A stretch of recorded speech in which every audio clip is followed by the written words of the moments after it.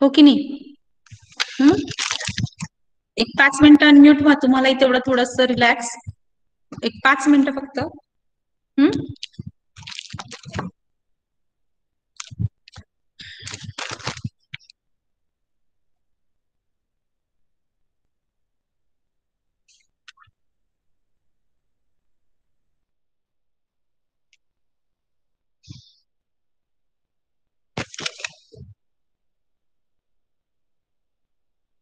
चला fast join व्हायला सांगा बाकीच्यांना, तुमच्या ग्रुपवर असेल तर.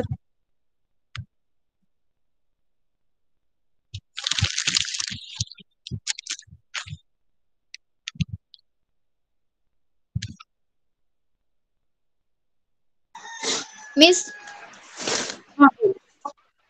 मिस ते गुगल क्लासरूमचं काय झालं? गुगल क्लासरूम तयार केलेली आहे. मानसी मॅडमने गुगल क्लासरूम तुम्हाला त्याचा पासवर्ड पण शेअर केलेला आहे. तुमच्या ग्रुपवर टाकलेला आहे. तुम्ही जॉईन झालात का सगळे? हो गुगल क्लास हो मॅम झालो. झालेत ना? ठीक आहे. हा, ठीक आहे. मग त्याच्यावर आता आम्ही जे काही नोट्स असतील, जे स्टडी मटेरियल असतील किंवा पीपीटी असतील, त्या तिथे पोस्ट करू, शेअर करू. तुम्हाला ज्या असाइनमेंट दिल्या असतील त्या सुद्धा तुम्ही तिथे अपलोड करू शकता. आपला हा पॉइंट आता संपत आलेला आहे. आपण लिम्फॉइड सेल्स हा पॉइंट डिस्कस करून झालेला आहे. लिम्फोसाइट्स हा पॉइंट बघून झालेला आहे. आणि आज आपण मायलॉइड सेल्स किंवा नॉन स्पेसिफिक सेल्स बघणार आहोत. सो हा पॉइंट कंप्लीट झाला की मी तुम्हाला नोट्स किंवा त्याच्याशी जे रिलेटेड स्टडी मटेरियल आहे ते मी पोस्ट करेन किंवा शेअर करेन तिथे.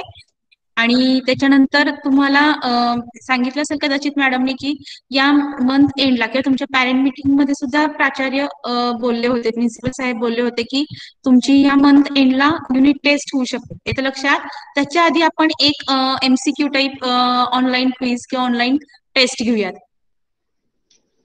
ठीक आहे?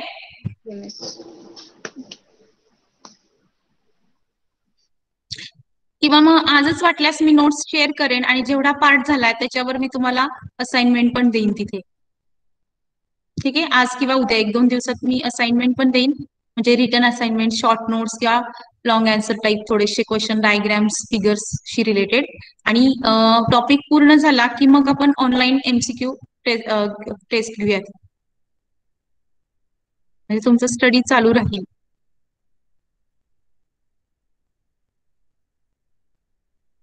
काही ऑनलाईन बुक्स, ई बुक्स वगैरे जर अवेलेबल झाली तर ती सुद्धा आम्ही तिथे शेअर करतो, की जेणेकरून तुम्हाला रेफरन्सिंग करता येईल किंवा रेफरन्स बुक्स वापरता येतील.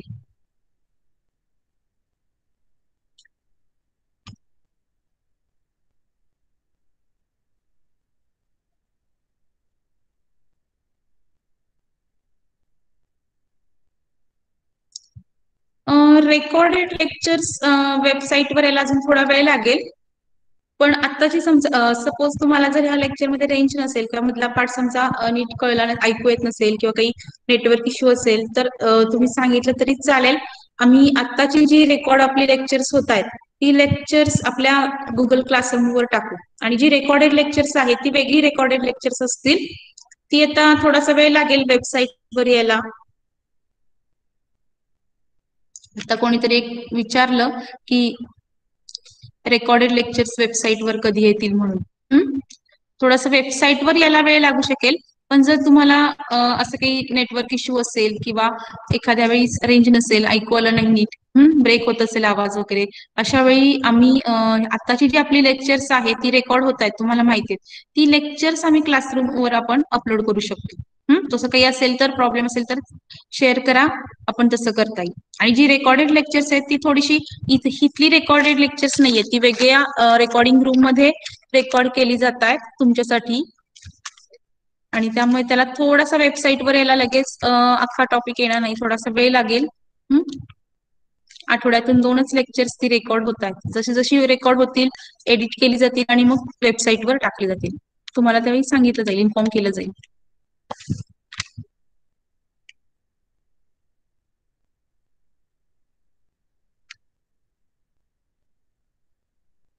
ठीक आहे, आपण चालू करूया.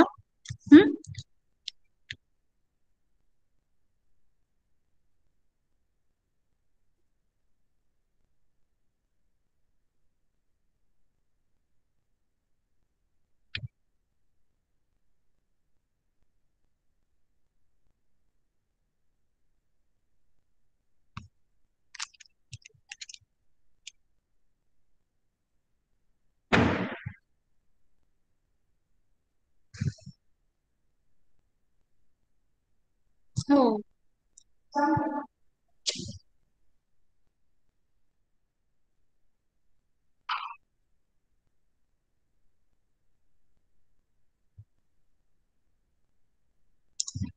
पीपीटी दिसते का सगळ्यांना?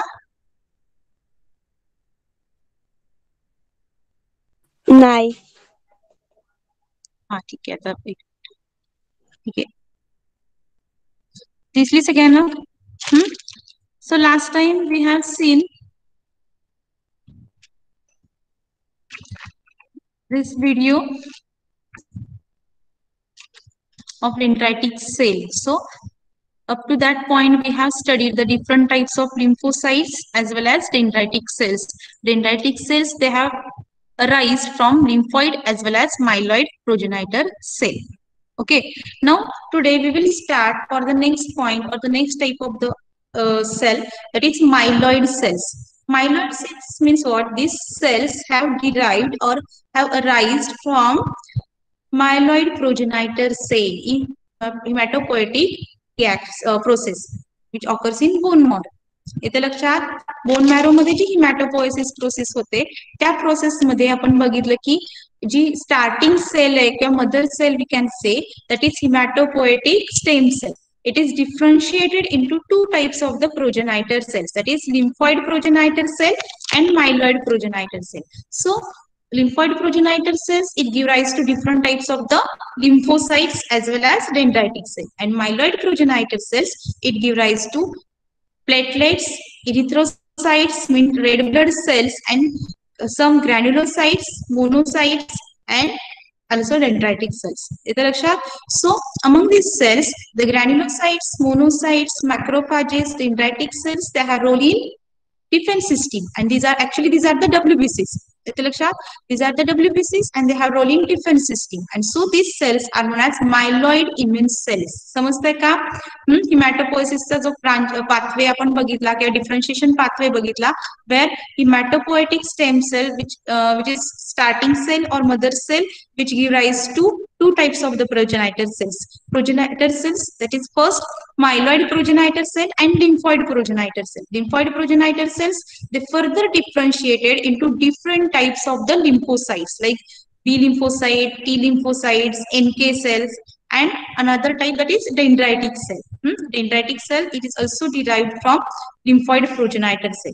The another branch, that is myeloid progenitor cell, it gives rise to different types of the cells which includes platelets, then erythrocytes. Erythrocytes means red blood cells, and third type of the group of the cell, that is granulocyte monocyte progenitor cell, and these granulocyte monocyte progenitor cells further differentiated into different types of the WBCs. Granulocyte monocyte progenitor cell, it is committed to give different types of the WBCs or leukocytes, and these cells include monocytes, macrophages, different types of the granulocytes, mast cells, and dendritic cells. Dendritic cells, they have arisen or they have differentiated from myeloid as well as lymphoid progenitor cell. So इथपर्यंत लक्षात आलं का तुम्हाला? सुरुवातीचा हा जो okay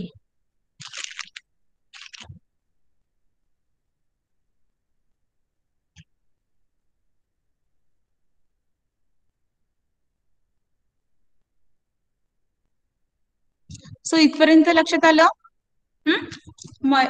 so मायलॉइड cells म्हणजे लक्षात आलं? तर myeloid cells, it includes the different WBCs which have role in defense system.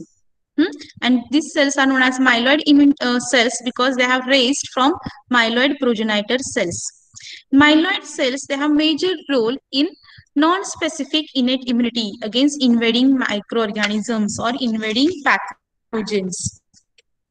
What is mean by non-specific immunity? आपण दरवेळी हा पॉइंट डिस्कस करतो. लास्ट इयर म्हणजे SYBC मध्ये तुम्ही जेव्हा इंट्रोडक्टरी किंवा जे बेसिक कन्सेप्ट शिकलात त्याच्यामध्ये नॉन स्पेसिफिक इम्युनिटी बघितली होती. नॉन स्पेसिफिक इम्युनिटी म्हणजे आता कोण सांगू शकेल? कोण सांगेल non specific immunity?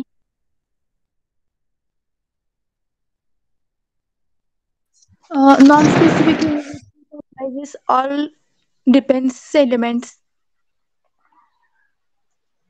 Specific immunity means repeat It कर. comprises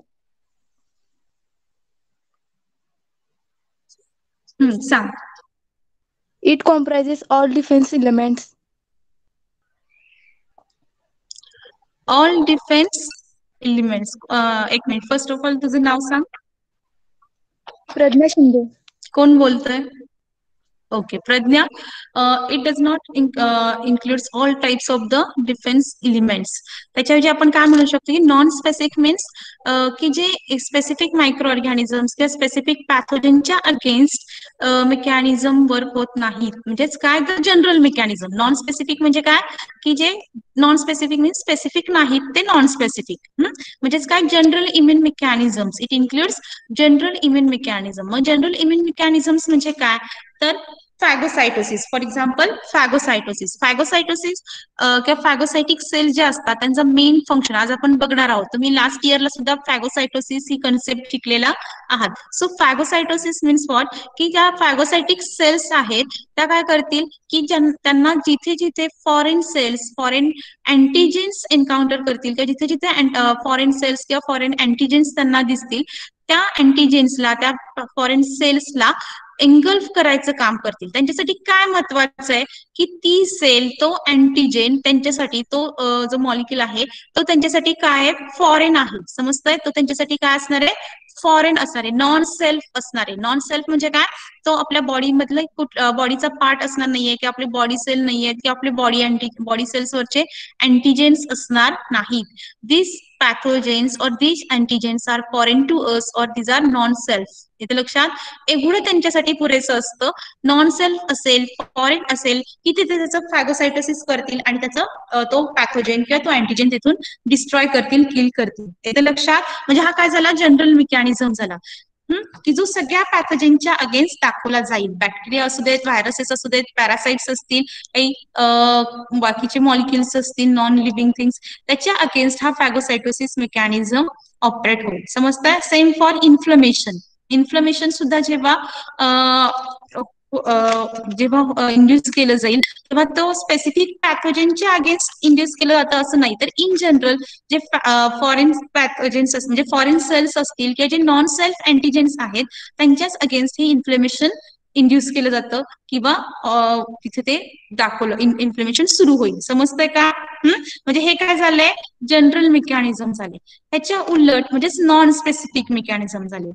याच्या उलट स्पेसिफिक मेकॅनिझम म्हणजे काय तर सपोज आपल्या एखाद्या व्यक्तीला एखाद्या इंडिव्हिज्युअलमध्ये साल्मोनेलाचं इन्फेक्शन झालंय तर त्या व्यक्तीमध्ये ज्या अँटीबॉडीज तयार होतील त्या अँटीबॉडीज ह्या साल्मोनेला जो पॅथोजन आहे त्याच्या सरफेसवर जे काही अँटीजेन्स आहेत त्याला स्पेसिफिक असतील त्याला जाऊन बाइंड होतील. सपोज तिथे जर परत त्याला विब्रिओ किंवा शिगेलाचं इन्फेक्शन असेल तर त्या शिगेला किंवा विब्रिओला ते अँटीबॉडीज जाऊन बाइंड होणार नाहीत. कारण का antibodies they are very very specific complementary structure असतं अँटीबॉडीज आणि अँटीजेनचं. साल्मोनेला च्या सरफेसवर जे अँटीजेन्स असतील आणि अँटीबॉडीजवरची जी अँटीजेन बाइंडिंग साईट असेल ते काय असणार आहेत एकमेकांना कॉम्प्लिमेंटरी असणार आहेत. समजतंय? जसं लॉक अँड की एन्झाईम मध्ये तुम्ही शिकला असाल एन्झाईम सबस्ट्रेटसाठी लॉक अँड की थेरी तुम्ही शिकला असाल तसंच same for antigen antibody reaction साठी सुद्धा आपण म्हणू शकतो की अँटीजेन आणि अँटीबॉडी स्ट्रक्चर हे एकमेकांसाठी कसं असणार आहे कॉम्प्लिमेंटरी स्ट्रक्चर असणार आहे. समजतंय? त्यामुळे ज्या अँटीबॉडी साल्मोनेलासाठी तयार झाल्या त्या शिगेला बाइंड होणार नाहीत विब्रिओला बाइंड होणार नाहीत किंवा दुसऱ्या कुठल्या एखाद्या व्हायरसला पॅथोजनला बाइंड होणार नाहीत. समजतंय? They are specific to salmonella only. समजलं इथपर्यंत? So this is specific mechanism. समजला दोघांमधला फरक स्पेसिफिक आणि नॉन स्पेसिफिक. मग जे सेल्स किंवा जे मॉलिक्युल्स किंवा जे इम्युन एलिमेंट्स स्पेसिफिक मेकॅनिझम्स दाखवतात त्यांना आपण काय म्हणणार आहे स्पेसिफिक इम्युनिटी किंवा specific components of immunity. That is these are the part of the adaptive or acquired immunity. आपण सुरुवातीलाही हा पॉईंट रिवाइज केला होता. तुम्ही SY मध्ये डिटेल्स मध्ये शिकलाय इम्युनिटीचं क्लासिफिकेशन ऑफ इम्युनिटी किंवा टाइप्स ऑफ इम्युनिटी. त्याच्यामध्ये इनेट आणि अक्वायर्ड असे 2 टाइप्स शिकला होता. इनेट ही कशी आहे नॉन स्पेसिफिक इम्युनिटी आहे आणि अक्वायर्ड इम्युनिटी ही कशी आहे स्पेसिफिक इम्युनिटी. मग जे कॉम्पोनंट स्पेसिफिक इम्युनिटी दाखवतात म्हणजे सेल्युलर कॉम्पोनंट्स असतील किंवा इम्युनो रेग्युलेटरी मॉलिक्युल्स असतील किंवा इम्युनो मॉलिक्युल्स असतील की जे स्पेसिफिक मेकॅनिझम्स दाखवणार आहेत, these are the part of adaptive or acquired immunity. For example B lymphocytes. B lymphocyte ह्या स्पेसिफिक सेल झाल्या कारण का त्या काय करतात, they produce or they synthesize, they secrete antibodies specific to particular pathogen. समजतंय? So B lymphocyte these are the specific immune cells. T lymphocytes. T lymphocytes, they also show specific immune mechanisms against the particular pathogens. They can recognize a specific pathogen with the help of the T cell receptor. T cell receptor, it is antigen specific. इथे लक्षात complementary structure असतं T cell receptor आणि तो जो अँटीजेनिक peptide आहे यांच्यामध्ये. आणि त्यामुळे T lymphocyte, they are also specific immune cells. समजतं का? So these are the part of the adaptive or acquired immunity. So lymphoid immune cells, these are the part of the specific immunity or these are the part of the adaptive or acquired immunity. हा point clear झाला का इथे? हा समजला point सगळ्यांना? ऋतुजा, नाजनीन, समजला का specific immunity आणि नॉन स्पेसिफिक? दीपाली निकम, प्रज्ञा शिंदे, समजला का पॉइंट? Yes ma'am. आधी बेसिक बेसिक क्लिअर करून जावा जेणेकरून पुढचे पॉइंट्स तुम्हाला समजत जातील. सो स्पेसिफिक मेकॅनिझम्स म्हणजे समजले, it is immune cells which show specific immune responses or mount specific immune responses against pathogens are known as specific immunity, or these are the part of the specific immunity means adaptive or acquired immunity. And examples of specific immune cells, B lymphocytes, T lymphocytes, these are the specific immune cells. ह्याच्या opposite आज आपण myeloid immune cells शिकतोय. Myeloid immune cells, these are the part of the innate immunity. Innate immunity means non-specific immunity. That is, these immune cells, they show or they mount general immune mechanisms. They mount general immune mechanism. General immune mechanisms means they show phagocytosis, or they induce inflammation or they have role in inflammation. समजता? मग phagocytosis म्हणा, inflammation म्हणा, हे काय झाले general immune mechanisms आहेत. They are not directed against the particular pathogens or they are not directed against the specific pathogens. सगळ्या पॅथोजेनच्या against किंवा जे काही आपल्या बॉडीला फॉरेन आहे, नॉन सेल्फ आहे, त्याच्या अगेन्स्ट हे मेकॅनिझम्स ऑपरेट होतात. लक्षात येते का? दाखवले जातात. And so these are the non specific mechanisms. And non-specific mechanisms किंवा non-specific immunity म्हणजेच काय? Innate immunity. So myeloid immune cells, these are the part of the innate immunity or non-specific immunity. समजला हा पॉइंट इथपर्यंत सगळ्यांना?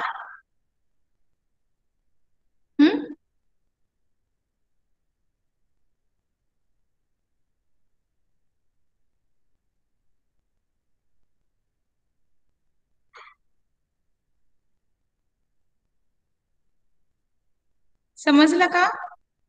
So let's see myeloid cells. Myeloid cells, they raise from myeloid progenitor cells in hematopoiesis in bone marrow. They have major role in non-specific innate immunity. लक्षात ठेवा, innate immunity is non-specific immunity. It is also known as native immunity. That is, it shows or it mounts general immune mechanisms like phagocytosis, inflammation against the invading pathogens. Non-specific immunity means similar mechanisms for all pathogens or general mechanisms for all pathogens. Then myeloid cells can be classified into different groups like granulocytes, monocytes, macrophages, mast cells, and dendritic cells. Granulocytes, monocytes, macrophages, mast cells, and dendritic cells. So all these type of the cells have been arised or developed from the myeloid progenitor cells. So these are known as myeloid cells. Now next question. Actually हा आपण आधी discuss केलेला आहे. That is, how can one differentiate these various immune cells apart from one another? That is, how can we differentiate between these immune cells, or how one can identify or recognize these various immune cells? कशाच्या बेसिसवर हे immune cells classification केलं जातं किंवा त्यांच्यामध्ये differentiation केलं जातं? The first is morphology, that is structure, that is these different types of the WBCs having the role in defense system or immune system show the different types of the morphology, that is they have different size, shapes, as well as they show major difference major जो point आहे, that is they show the differences in expression of cellular cell surface molecules or cell surface receptors, त्यांच्या ज्या सरफेसवर जे वेगवेगळे receptor molecules असतात जे express होत राहतात वेगवेगळ्या स्टेजेसमध्ये वेगवेगळ्या लेवलमध्ये. सो दिस ते सरफेस रिसेप्टार्स का surface molecules they are different, they are found to be different for different types of the immune cells. इथे लक्षात प्रत्येक इम्युन सेल्सवर हे वेगवेगळ्या प्रकारचे surface receptor surface markers present असतात. And on the basis of this surface receptor or markers, immune cells can be differentiated. That is morphology, surface morphology किंवा त्यांचं जे सायटोप्लाझम कंटेंट असेल, न्यूक्लियस शेप असेल, ही structural aspects they are considered to differentiate these immune cells. Next is function. आपण हा point बघितला होता की जसं आपण एखाद्या कंट्रीची डिफेन्स सिस्टीम आणि आपल्या बॉडीची डिफेन्स सिस्टीम जेव्हा कम्पेअर करू तेव्हा एखाद्या कंट्रीमध्ये काय होतं की डिफेन्स सिस्टीम ही वेगवेगळ्या लेवलवर डिव्हाइड केली जाते. सुरुवातीला असते आर्मी, नेव्ही किंवा एअरफोर्स, त्याच्यामध्ये सुद्धा पुन्हा सब ब्रांचेस दिसून येतात की त्याच्यामध्ये जे सोल्जर्स असतात किंवा जे डिफेन्स सिस्टीम मध्ये काम करणारे जे असणार आहेत त्यांचं पुन्हा वेगवेगळ्या पोस्टवर ते असणार आहेत, त्यांना वेगवेगळे जॉब्स किंवा त्यांना वेगवेगळं काम अलॉट केलेलं असतं, प्रत्येकाचं काम वेगळं असतं आणि त्यानुसार त्याला वेगवेगळ्या फॅसिलिटीज किंवा त्याच्यानुसार त्याला त्याचे पॉवर्स प्रोव्हाइड केलेले असतात. फॉर एक्झाम्पल पॅट्रोलिंग सोल्जर्स असतात. पॅट्रोलिंग सोल्जर्स म्हणजे गस्त घालणारे की जे कंटिन्यू एखाद्या त्या सेन्सिटिव्ह एरियामध्ये किंवा बॉर्डर लाईन जो एरिया असेल, भारत पाकिस्तानची बॉर्डर असेल, तुम्ही बघितलं असेल की तिथे सोल्जर्स पॅट्रोलिंग सोल्जर्स सतत गस्त घालत असतात, सतत फिरत असतात आणि कोण घुसखोरी करतोय का, कोणी संशयित आहे का हे त्याच्यावर वॉच ठेवायचं काम करतात. इथे लक्षात. त्याचबरोबर जे वेगळे हायर पोस्टवर असतील की त्यांच्याकडे एक्स्ट्रा पॉवर असते, एक्स्ट्रा काय म्हणू शकतो राईट्स असतात, अधिकार असतात की किंवा त्यांच्याकडे जी इक्विपमेंट्स असतील किंवा ज्यांना जी शस्त्रे प्रोव्हाइड केलेली असतात ती सुद्धा कशी असणार आहे ऍडव्हान्स असतात. समजतं, म्हणजे कॅटेगरी केलेल्या असतात आणि प्रत्येकाला त्यांचं काम नेमून दिलेलं असतं आणि त्या कामानुसार त्यांना लागणारी शस्त्र किंवा इक्विपमेंट्स काही जे फॅसिलिटीज प्रोव्हाइड करायला लागतील त्या प्रोव्हाइड केलेल्या असतात. समजतं.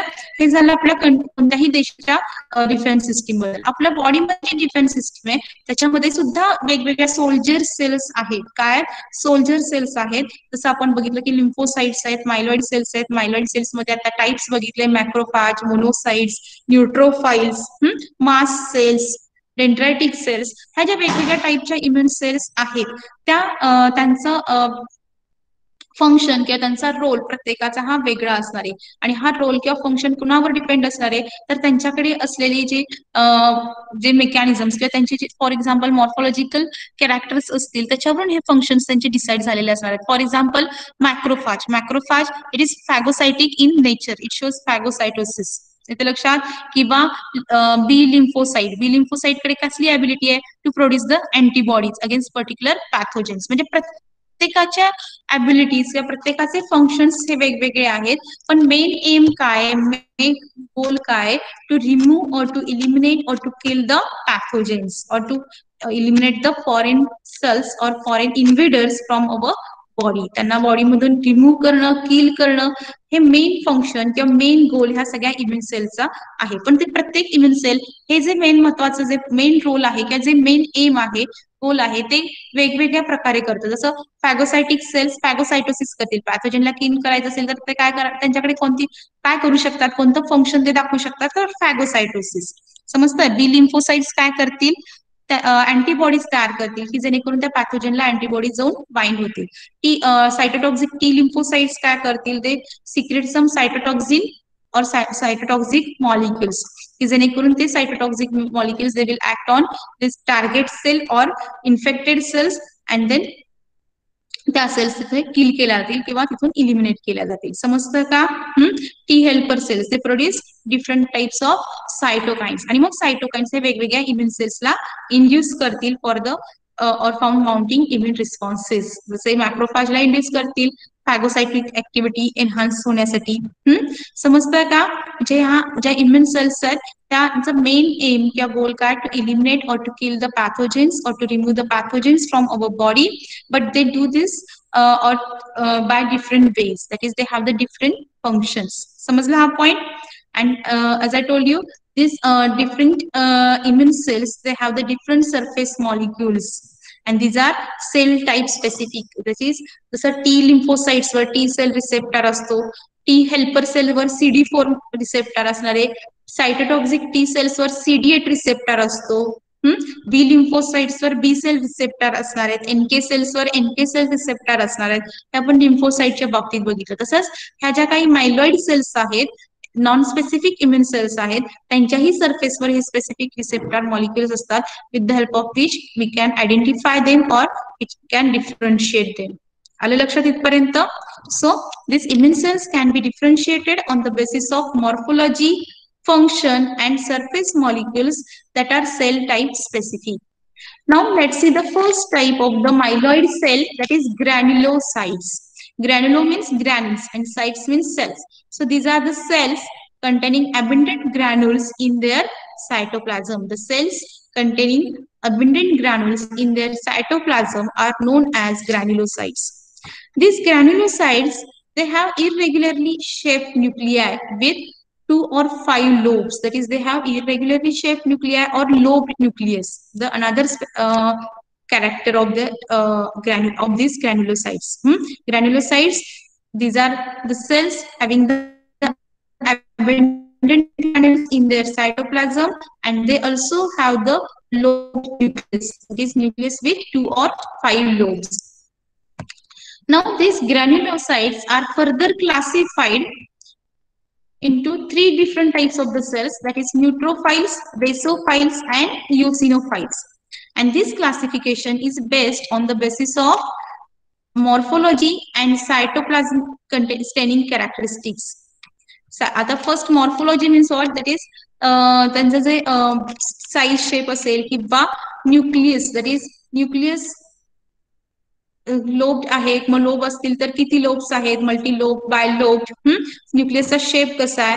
त्याचबरोबर cytoplasmic staining characters means what, the as I told you, the cytoplasm contains the granules. These are granulocytes. So the cytoplasm contains abundant granules, and these granules can be stained with different types of the staining solutions, and depending upon their staining characteristics and on the basis of morphology, these granulocytes, they are classified into 3 types of the cells or 3 groups, that is neutrophiles, basophiles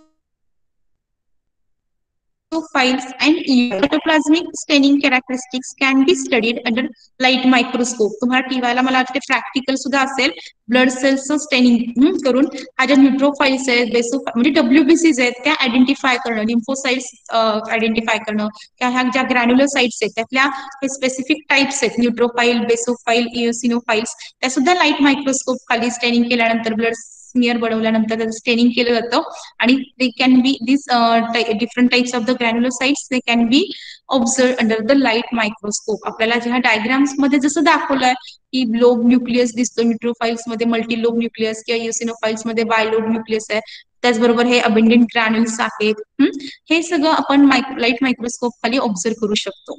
समजतं? Now let's see the first type, that is neutrophils.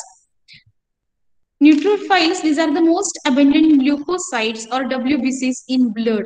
These are about 50 to 70%. Blood stream मध्ये किंवा blood circulation मध्ये न्यूट्रोफाइल्स या मोठ्या प्रमाणावर present असतात, circulate होत असतात. जर त्यांचा आपण अमाऊंट बघितले तर about 50 to 70% of total leucocytes, ज्या काही WBCs आहेत किंवा ल्युकोसाइट्स ब्लड सर्क्युलेशन मध्ये असतात त्याच्या 50 to 70% ह्या न्यूट्रोफाइल्स असणार. Neutrophils, these cells have the granules in their cytoplasm, and these granules stains readily with neutral stains, that is their affinity for acidic as well as basic stains, and so these cells or granulocytes are known as neutrophils. Neutro means neutral stains, that is their philes means affinity or loving. फाईल्सचा तुम्ही hydrophilic वगैरे terms शिकलेला आहात. Files means loving, that is to love. So these cells have affinity for neutral stains, that is they get readily stained with neutral stain, acidic and basic stains. So these cells are known as neutrophils.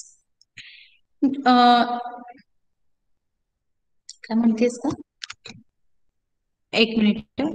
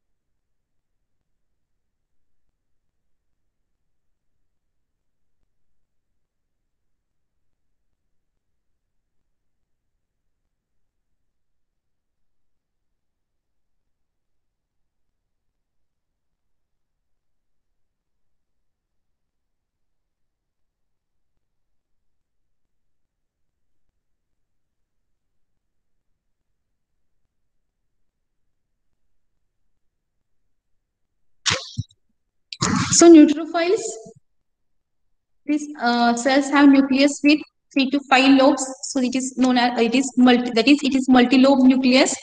And because of multi-lobe nucleus, these cells are known as polymorphonuclear leukocytes. Polymorphonuclear leukocyte, that is PMNL. बऱ्याच वेळा MCQs मध्ये किंवा objective type questions मध्ये हा question विचारला जातो. PMNL म्हणजे काय किंवा PMNL म्हणजे कुठल्या सेल आयडेंटिफाय केल्या जातात? That is neutrophils. Poly means many, morphonuclear म्हणजे मेनी लोब्स असल्यामुळे, मल्टी लोब्स असल्यामुळे ह्या ल्युकोसाइट्स म्हणजे neutrophils they can be known as polymorphonuclear leukocytes. These neutrophils are active phagocytic cells. These are the active phagocytic cells like macrophages.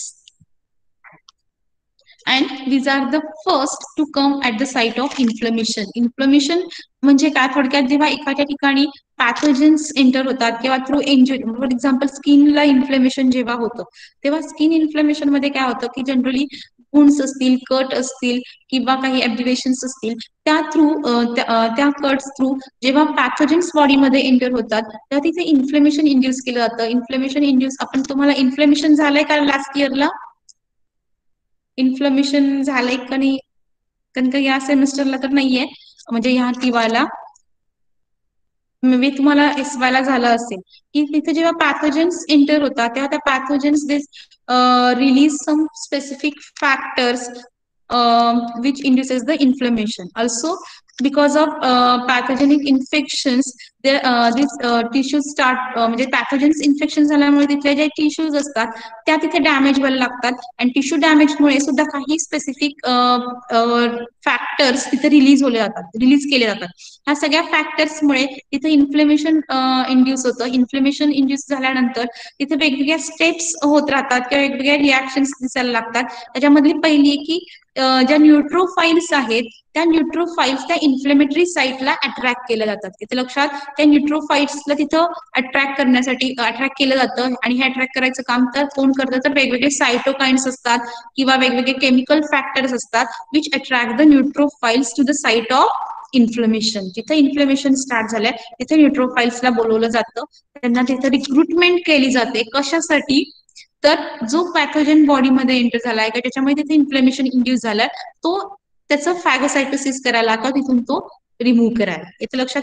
So neutrophils, as I said, these are active phagocytic cells, and so these are the first to come at the site of the inflammation. Inflammation site ला सर्वात पहिल्यांदा पोहोचणाऱ्या cells कुठल्या असतील तर न्यूट्रोफाइल्स. न्यूट्रोफाइल्स तिथं पोहोचतात, तिथं जातात आणि जो तिचं पॅथोजन आहे की ज्यांचे किंवा बॅक्टेरियल इन्फेक्शन झालं असेल, पॅथोजन्स बॉडीमध्ये तिथे त्या साईडला असतील, ते पॅथोजन्स त्यांचं फॅगोसायटोसिस करायचं काम कोण करतं?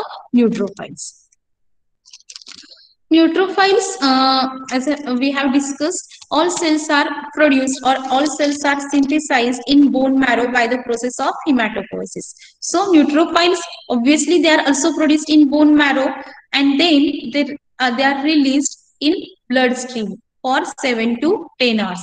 That is, after synthesis in bone marrow, the neutrophils are released into bloodstream for about 7 to 10 hours. That is, they in bloodstream they circulate for about 7 to 10 hours. म्हणजे आधी बोन मॅरो मध्ये त्यांचं synthesis होईल, तयार होतील, त्याच्यानंतर bone marrow मधून ते आता ब्लड स्ट्रीम मध्ये रिलीज केल्या जातील. ब्लड स्ट्रीम मध्ये साधारण त्या 7 ते 10 तास काय होत राहतात? सर्क्युलेट होत राहतात. And then they migrate into the tissues. These neutrophils then migrate into the tissues. These neutrophils, they have the lifespan of only few days. काही दिवसच त्यांचा लाईफ स्पॅन असतो. जसं तुम्ही आरबीसीच तुम्हाला माहिती असेल, किती असतो लाईफ स्पॅन आरबीसीचा? Half life we can say किती असतो life span RBCs, red blood cell? ह्याच्या आधी झाला तुम्हाला?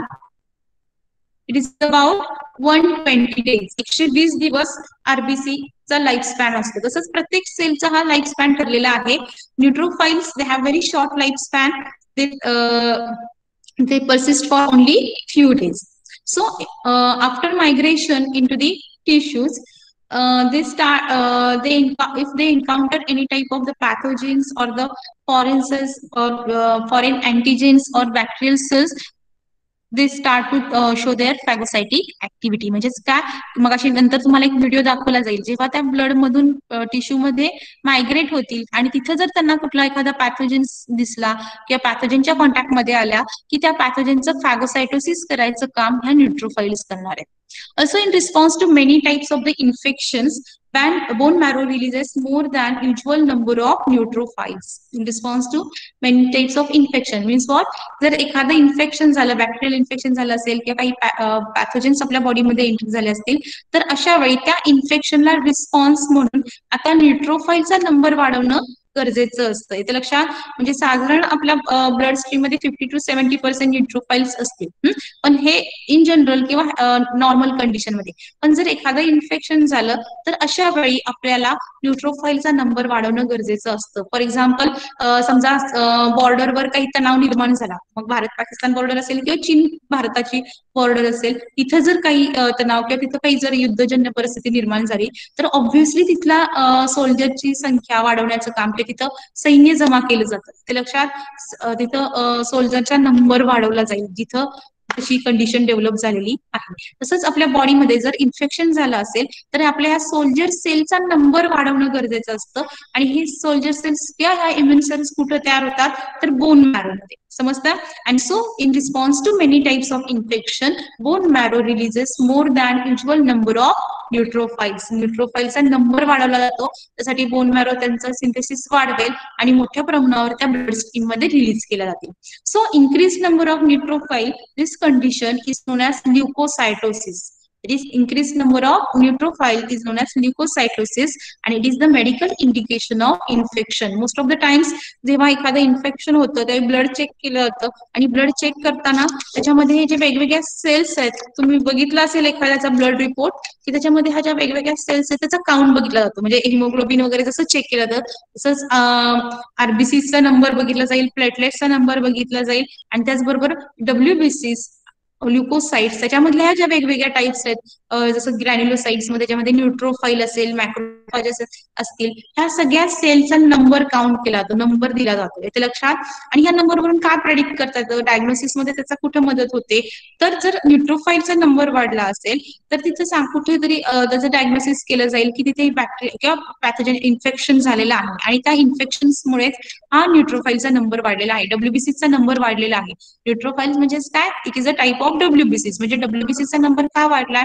तर इन रिस्पॉन्स टू इन्फेक्शन. ल्युकोसाइटचा नंबर वाढलेला आहे in response to infection. So increased number of neutrophil is known as leukocytosis, like cytosis, and it is the medical indication of infection.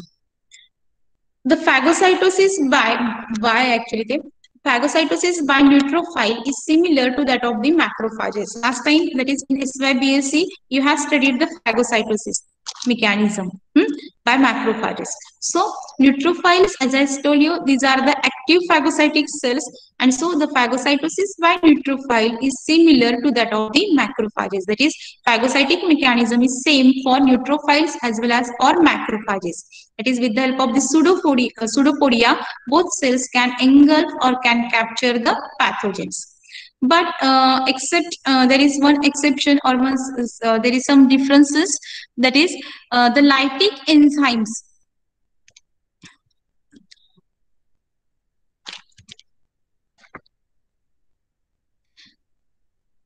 Except that the lytic enzymes are present within primary and secondary granules. In macrophages, these lytic enzymes, they are present in lysosomes. आपण macrophage अजून बघायचोय, पण last time तुम्ही जेव्हा पॅगोसायटिक हा mechanism शिकला असाल तेव्हा general scheme किंवा जनरल मेकॅनिझम काय असतो की with the help of phagocytic cells, with the help they can engulf or they can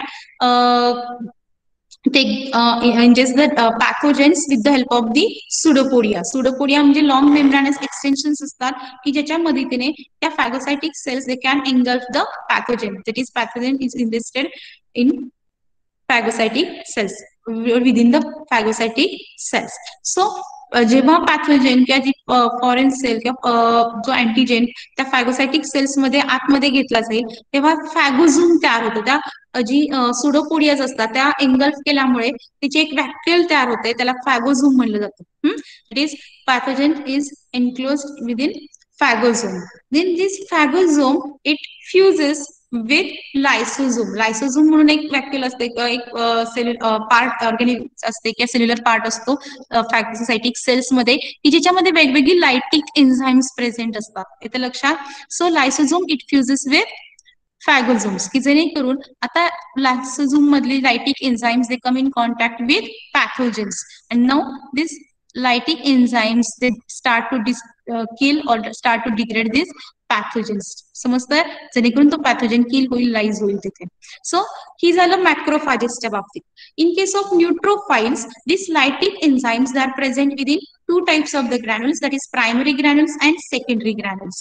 And these two granules then during phagocytosis they fuse with फॅगोझोम्स. एकदा का पॅथोजन त्या फॅगोसायटिक सेल म्हणजे न्यूट्रोफाइलच्या cells मध्ये घेतला गेला, फॅगोझोम्स मध्ये इन्क्लोज केला गेला की तो फॅगोझोम त्या प्रायमरी आणि सेकंडरी ग्रॅन्युल्स बरोबर फ्यूज होतो की जेणेकरून these enzymes they come in contact with these pathogens. So neutrophils they have primary and secondary granules. Primary granules and secondary granules they contain the different set of the enzymes. Primary granules, these are larger, denser, containing peroxidase, lysozyme enzyme, and various hydrolytic enzymes like protease or lipase. While the secondary granules, these are the smaller granules, and they contain collagenase, lactoferrin, and lysozyme enzyme. So these granules have a role in killing and digestion of the pathogens. Let's see figure. Here the neutrophil, it has multilobe nucleus. It also has phagosome, primary granules, and secondary granules, and other different types of the cell organelles. लक्षात येते का? बऱ्याच वेळा exam मध्ये तुम्हाला ही न्यूट्रोफाइलच्या diagrams किंवा figures काढायला सांगितल्या जातात. So neutrophils, it has membranous extensions known as pseudopodia. It is also it has multilobe nucleus. It has primary and secondary granules instead of lysosome. इथे लायसोझोमच्या ऐवजी काय असणार आहेत? प्रायमरी आणि सेकंडरी ग्रॅन्युल्स असणार आहेत, आणि त्याचबरोबर phagosome. So during phagocytic process this primary and secondary granules they fuse with phagosome की जेणेकरून त्या फॅगोझोम मध्ये जो पॅथोजन एन्क्लोज आहे किंवा पॅथोजन आहे त्याच्या कॉन्टॅक्ट मध्ये ह्या ग्रॅन्युल्स मधली एन्झाइम्स येतील आणि तो पॅथोजन तिथे किल केला जाईल. Let's see one video.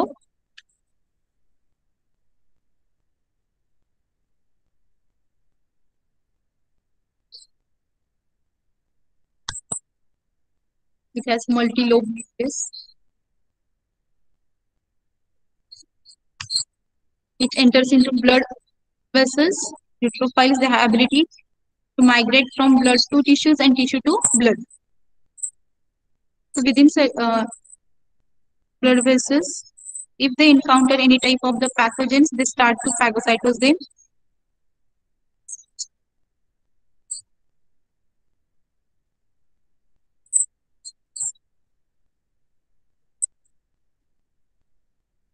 Is they are searching for infections or pathogens.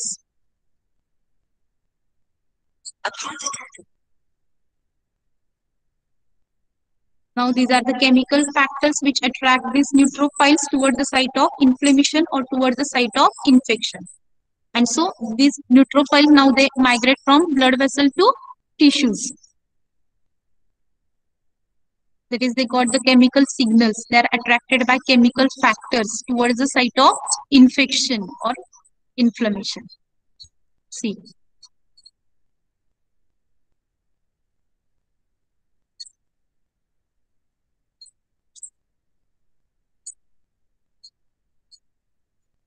Phagocytosis केलं जातं. Now this bacterial cell is enclosed within phagosome. Phagosomes then fuse with different types of the granules, that is primary granules and secondary granules, which releases enzymes to kill or to digest that pathogens.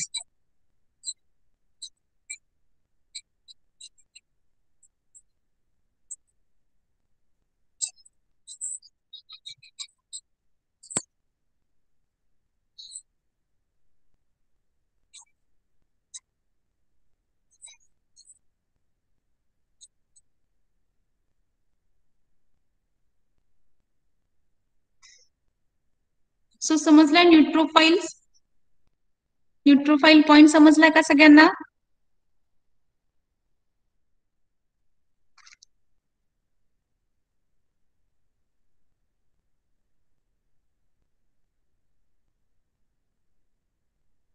समजलं इथपर्यंत आज? न्यूट्रोफाइल्स समजलं का? अक्षदा,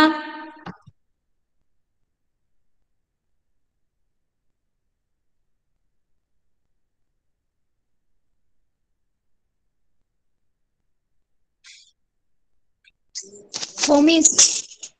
समजले. समजले आजचे points? हो मिस.